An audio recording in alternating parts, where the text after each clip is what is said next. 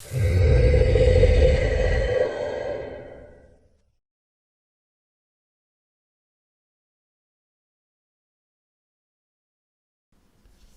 let's go with the figure. I'm going to start with the skin, and as you see, I have prime in black and white, as always, trying to get some information about the volumes and how I'm going to interpret the figure.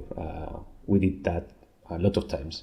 Those are the three colors I'm going to use. That's because I want a pink tone in the skin, so my base color is the red violet, because some other elements in the figure, like the beard, is going to be orange. So I want to have different tones in the figure, so they don't mess with each other.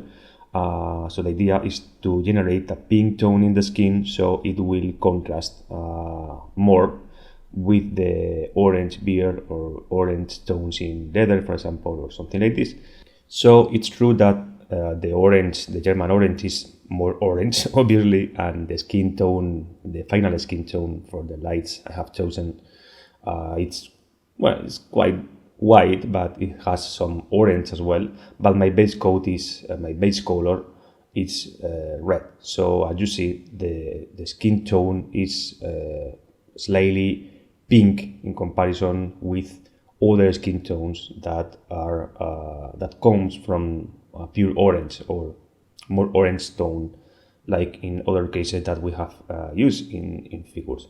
So my first coat of color is this some kind of purple tone.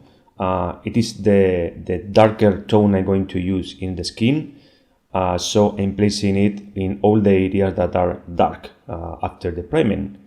Next to it, I'm placing, as you see, other color, a medium tone. This medium tone is the color that is giving me the information of the overall look of the skin.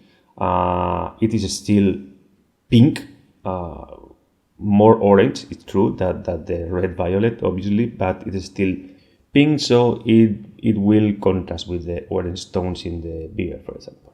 And finally, I'm adding a last block of color, which is the highlights, the areas of highlights, right? The most luminous areas in the figure. This method of blocks of color is something that we have seen in the video about blending. I recommend you to take a look on this video if you didn't see it yet. So the idea is to build those blocks of color, and now taking colors in between two blocks. In this case, this color is a mix of the darker and the medium tone. I apply medium glazes, so I blend the cut in between those colors easily.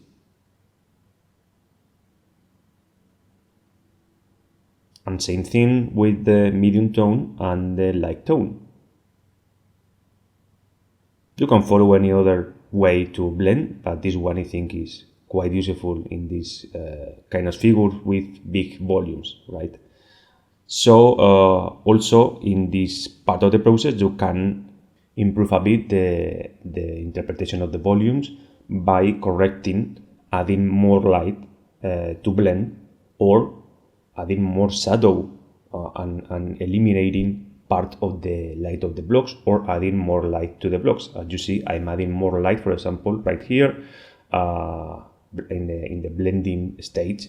So I make the area of light wider, but you can also correct in the opposite direction in the shadow. It's up to you, and it depends on what you did in your first blocks of color. It's a good idea to add more light in some other areas, like this here, for example, to create more volume that maybe are not in the figure, but we create some muscle of the forearm, so we add more detail, or just we boost the sculpt.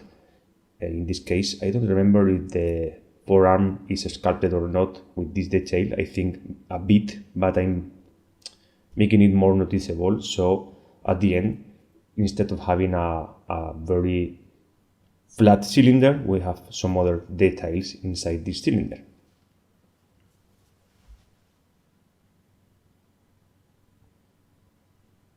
As we are working with only 3 colors, it's very easy to play with them and to achieve the mixtures that we need to blend in between the different tones. Final highlights in the area of the head or the face. This is a very small face. It only has nose and cheekbones, so it's quite easy to interpret, but if you have any doubt, take a look at the video of faces. And well, with that, the part of the skin is finished. I hope you like it, this short video mode of the tutorials. Tell me in comments. And well, this is the figure when we finish it in future steps. Bye bye.